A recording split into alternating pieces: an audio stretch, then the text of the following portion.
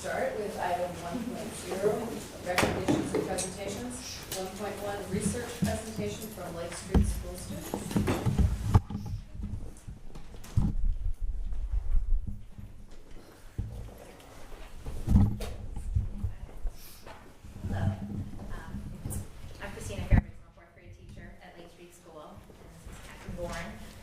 Students are really excited to share some of their work with you. Students had to complete research projects at the end of our nonfiction unit. The students wrote informational essays and prepared oral presentations on a topic of their choice. They were required to synthesize information from everything they learned throughout the unit for both reading and writing. The students presented to their classmates and also showcased their work to parents and other classes one morning in our cafeteria. So we're very excited to have a few students present to you tonight. Please hold all comments and questions until after each student presents. And our first guest we have is Colin Chavez, who has a PowerPoint presentation.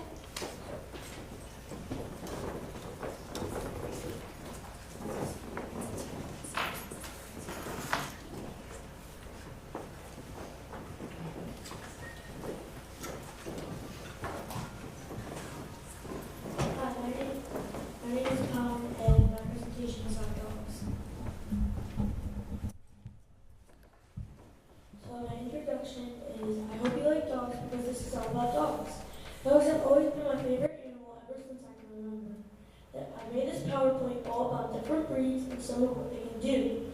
I bet you don't know what a toy dog is, but you'll find out. Just like you will learn what a noun does, you can even see some different comparisons of breeds. I hope you enjoy this PowerPoint.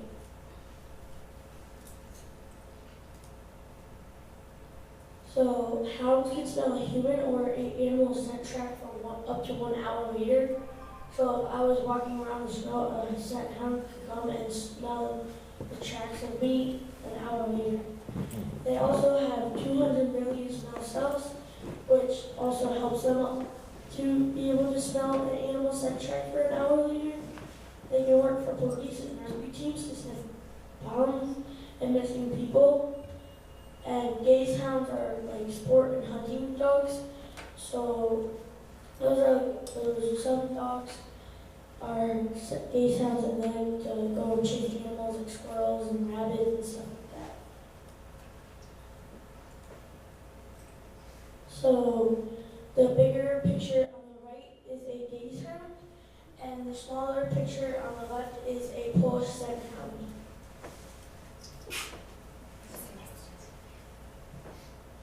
The Malamute can pull sleighs through the Alaskan tundra, and huskies do the same, but they pull lighter loads at faster speeds. The German Shepherds are police dogs, and they can also be herders. Scent hounds are police sniffers and missing person rescue team.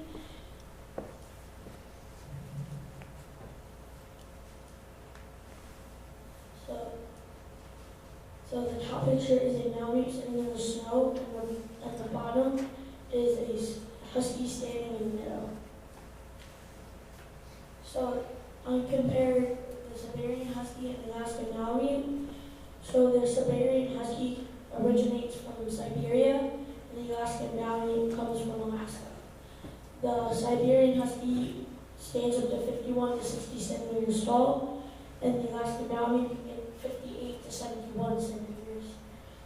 The Siberian Husky can get to 16 to 44 kilograms, and the Alaskan Malamute gets 39 to 57 kilograms. The Siberian Husky's job is to carry a light load at moderate speed over great distances, and the Alaskan Malamute's job is to carry a heavy load.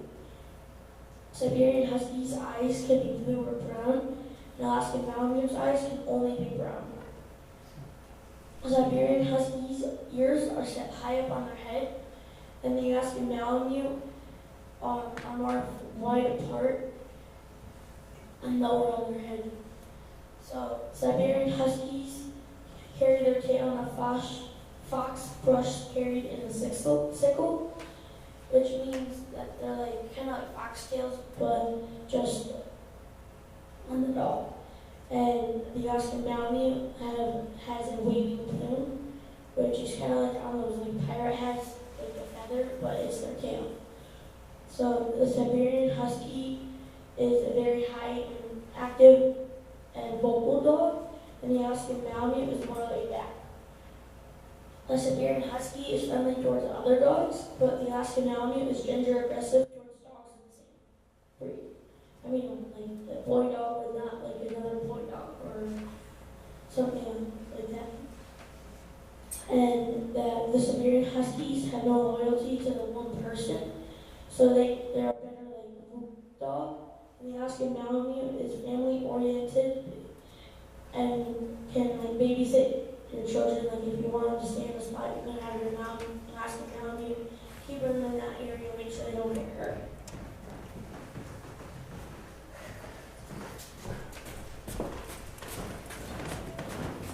So the toy dog is the Lhasa. It's a good like term to the Chinese. Those are those toy dogs that have like longer hair and they have like ponytails. The poodle is the most common toy dog, and some resemble bigger dogs, like min pins, kind of look like bigger Doberman, like really small Doberman pinchers. And Pomeranian is very, very small. It's not a lot bigger than a cat. And some Pomeranian and poodle. The top picture is the picture of a Pomeranian, and the bottom picture is the most common toy dog, the poodle.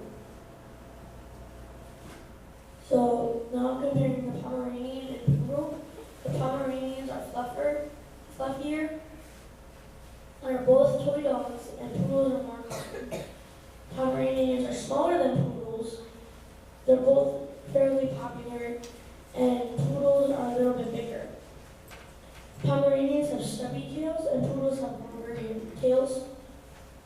And they both vary in color, like there could be gray or black poodles, and there could be tannish Pomeranians, and dark brown Pomeranians. Pomeranians also have straighter hair, and the poodles have like curly hair.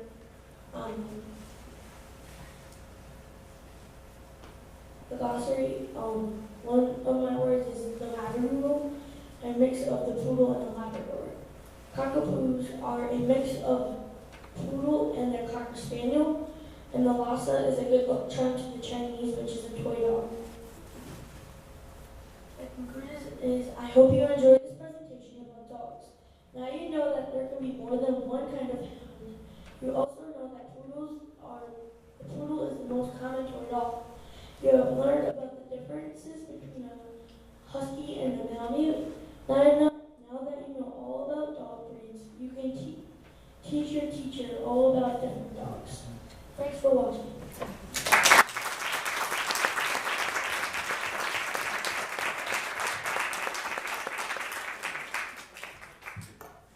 That was wonderful. Can I ask you a question? What kind of dog do you have at home?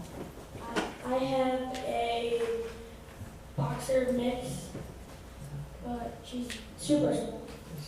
She's nothing like a boxer. That's great. Does anybody else have any questions? So, what dog would you like to have? Tell your parents. After researching all this, what dog would you like to have? I used to have Rottweiler Doberman, which I really loved. I like the bigger dogs, like Rottweiler or like Doberman, Greyhound, stuff like Okay. bigger dogs. So a hint for your parents. Yeah. Hi, great presentation. My question is, what did you like about putting the PowerPoint presentation together? I like that I didn't really have to do anything. That's good.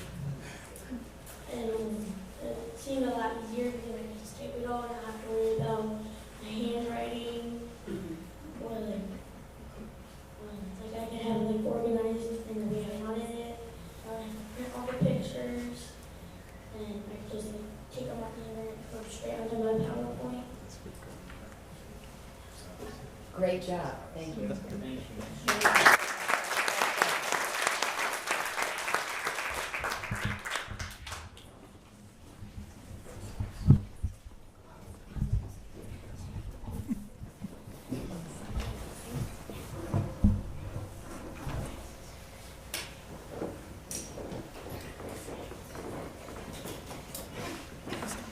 Okay, so my name is Austin Pito, and I did my presentation on bowling versus full-size cattle. Bowling cattle are basically miniature-sized Angus, but they also have like a mixed breed between all different kinds of breeds, and they're not as big, and they mature easier than full-size cattle. Bowling cows. Average weight 650 pounds to 950 pounds. Average height 36 inches to 42 inches at the shoulder. Cow is a female that has calved. In the top left picture is me in Denver showing my cow Frosty, and my dad's holding the two banners. And the woolly calf, average calf weight is 42 pounds to 52 pounds. Calves gain about 0.5 to 2 pounds a day. Calves can be red or black, and that's a picture of my calf on pasture, which is Valentine, and Lowline bulls. The average weight is 950 pounds to 1,350 pounds. Average height, 39 inches to 49 inches at the shoulder. A bull is a male, and in the bottom left this is a picture of my bull ACP freight train. We took this picture in Louisiana, Kentucky. And full-size cow. Cow average weight 1,200 pounds to 1,400 pounds. Average height 51 inches to 54 inches at the shoulder. This is a picture of my cow Pride, full-size calf. Calf average weight 60 pounds to 100 pounds at the shoulder. Calf gains about 2 pounds a day. Calf is weaned approximately at 25 days of birth. This is a picture of the general, pasture, and full-size bulls. Bull average weight 1,800 pounds to 2,200 pounds. Average height 55 inches to 60 inches at the shoulder. Can breed at 12 to 15 months of age. This is a picture of my dad showing a British bull, and he was a grand champion British bull at the Houston Livestock Show. Advantages: lowline versus full-size calf. Lowlines are easy calf, good-natured, feeds efficient on grass, larger ride per 100 weight, lower labor cost, perfect for smaller acreage, ideal show animals for younger showmen. Full-size calf. At times can be difficult calvers, more attention needed, less efficient on grass, smaller ribeye for 100 weight, more labor required, more acreage needed. Similarities: both breed for beef production, both eat same type of diet, anatomy the same, only bulls or heifers are born. Where did lowline cattle come from? Developed from 100% registered Angus. Established at Trinity Research Cattle in Australia in 1929. Lowlines came to North America in 1994. Glossary: heifer, a female cow that has not calved. Calf, a female cow that has or had a calf. Bull, not been castrated. I hope you like my project.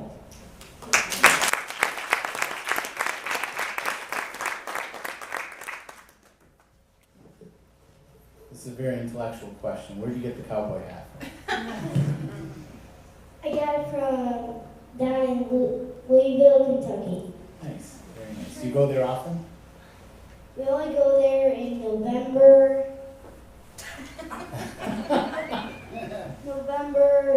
Sometime in November.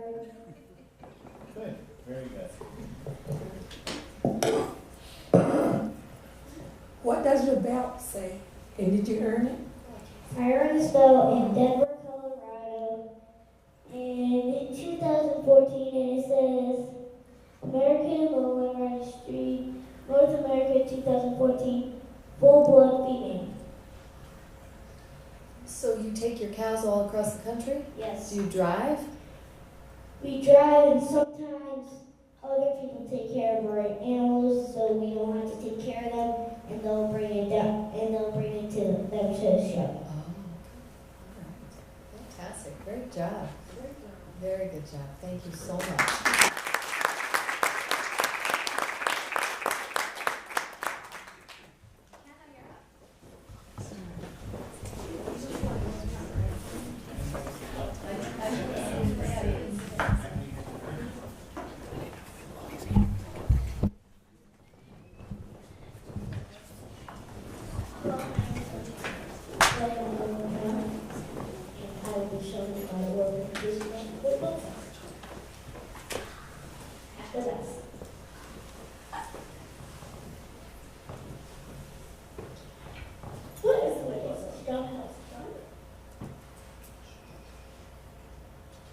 They defend the body against harmful bacteria and viruses.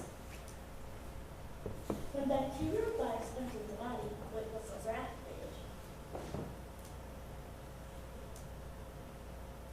White blood cells can swallow bacteria. To go to the virus, white blood cells travel to that spot. Fun fact, red blood cells have a job too. Their job is bringing oxygen to the other blood cells.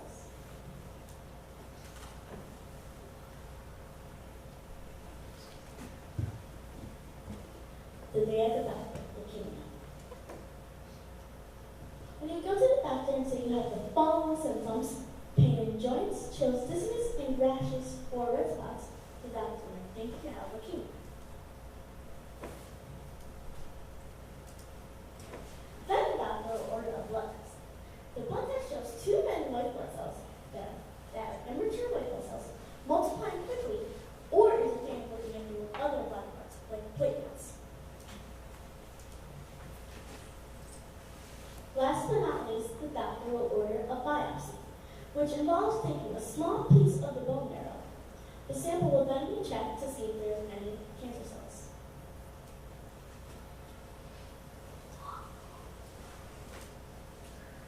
Diagram of a white blood cell. Plasma membrane is the outer coating of the cell. The nucleus is the central part of the cell that controls what the cell does. The cytoplasm is the jelly-like substance that fills a cell, not including the nucleus. Glossary. Bacteria. Bacteria are microscopic organisms, usually one cell that can be found everywhere. They can be dangerous, such as when they are the cause of infection, or beneficial as in the process of growing tissue, such as in life, and of decomposition. The bone marrow. The fatty network of the connective tissue that fills the cavities of bones. Leukemia, an apoptotic neoplasm of a blood-forming tissue characterized by abnormal progression of leukemiocytes. One of the four major types of cancer. Platelets. Tiny bits of protoplasm found in every vibrate's blood. Essential for blood.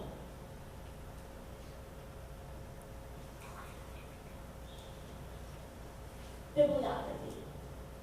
Blood cells at work by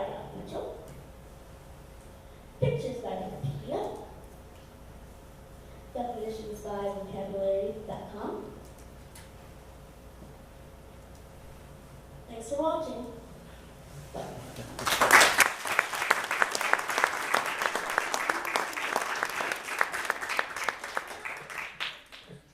Did an excellent job. Thank you so much. What made you choose that category to research? It was very interesting. Just nobody did it, so I thought So you're going to be a doctor someday? maybe. Fantastic. McKenna, how many white blood cells approximately does a healthy human have? One white blood cell for every 700 red blood cells. Really? Yes. Thank you. Excellent job. Thank you so much. We really appreciate it.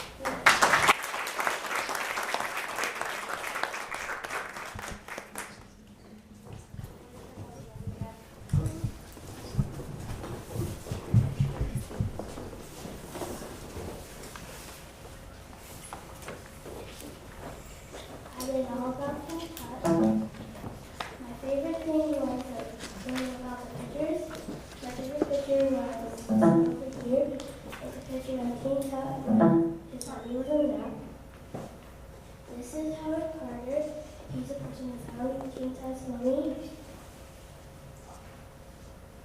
He died because when he was unwrapping King Tut's mommy, he got poisoned with mosquito bite and it blew up. Over here are some mummy facts. There are 3 mummy cases, 60 over here. There are 70 days of mummy making. They would have unwrapping parties when they unwrap the mummy and then they will sell them. There are 7 steps in mummy making. They first dry it out, then they remove the insides, then wrap it with a cloth, then between each cloth, then they put chimes in between them.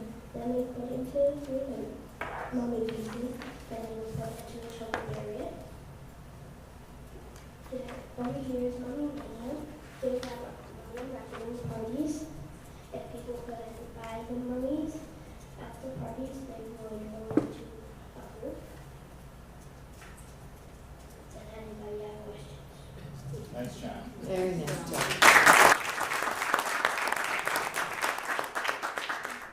Have you ever had the opportunity to go to a museum and see a real mummy? Oh, someday you should try to get there. It's pretty cool. Very amazing. Why did you choose King Tut? I read about him in a book, and then I liked all about the facts, and I liked how they describe the mummies. Where did you read this book? At school. Good. Very good. Fantastic. Nice job. Thank you so much.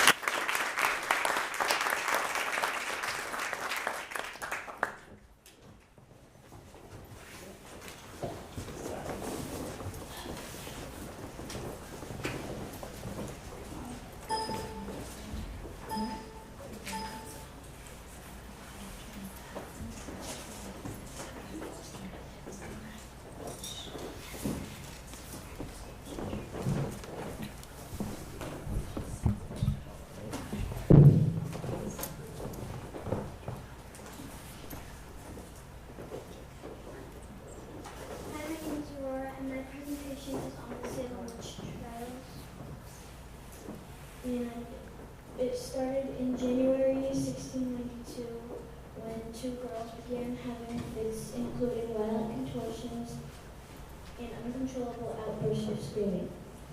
A local doctor came and said that they were bewitched, and then a few weeks later 5 more girls were bewitched too.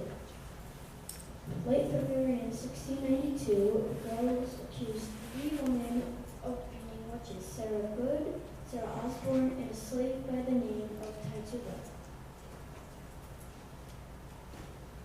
The 3 alleged witches were questioned in court. Sarah Osborne and Sarah Good denied their guilt, but Tituba confessed. She claimed that there were other witches among her service of the devil. As news spread through the rest of Massachusetts, a number of other women were accused, including Martha Corey, Rebecca Nurse, and the 4-year-old daughter of Sarah Good. June 2nd in 1692, Bridget Bishop was convicted of being a witch.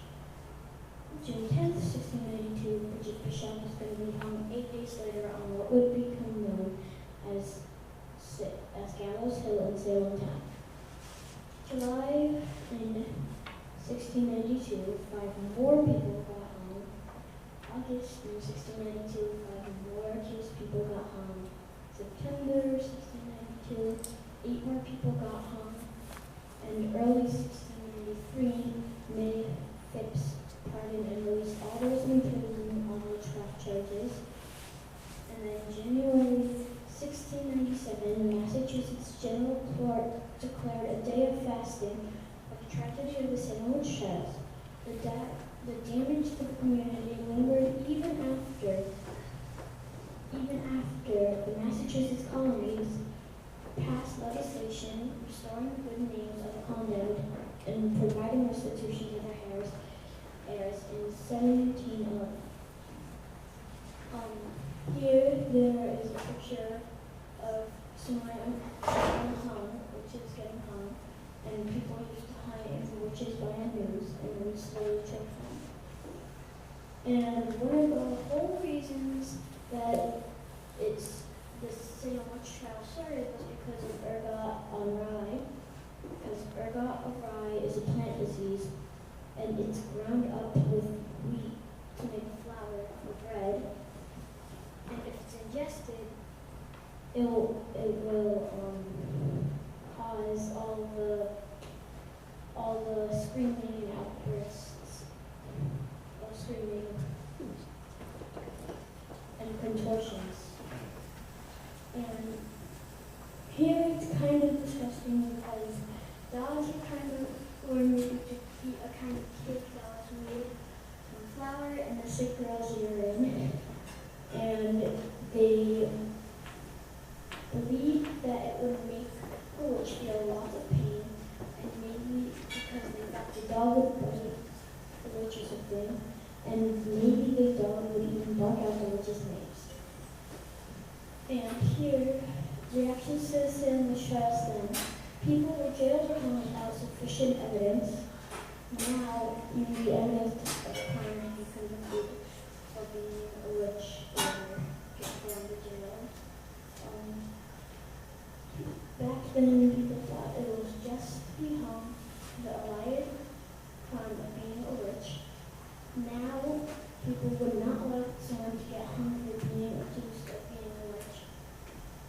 And back then, if you felt like you were getting hit by needles or the prison feeling, people would claim you're a witch. And now we have science, so you would go to a doctor to figure out what that was. And so ergot of rye was kind of half of the part that started the Salem witch trials, but the other part is kind of came around before because King William took over New York's land, and Canada took over New York and Canada, and the people from New York and Canada didn't know that the war was coming. They wanted land. So they went into Salem, and in Salem they had very little food, so no one really noticed them come in. And when they didn't have enough food, they would start to quarrel and blame the quarreling on the devil. Because Hagee said that there are witches among the devil. Glossary. News is a moment with a knot at the top and is used for hanging. Legislation is a body of laws, and restitution is payment for injury or loss. I hope you like my presentation on Salem witch trials.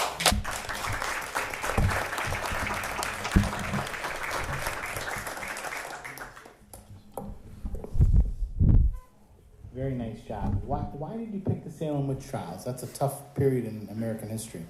Because when I first read it, I never really heard about it, so I was wondering what it was, and I started to read it, and I really liked the history about it.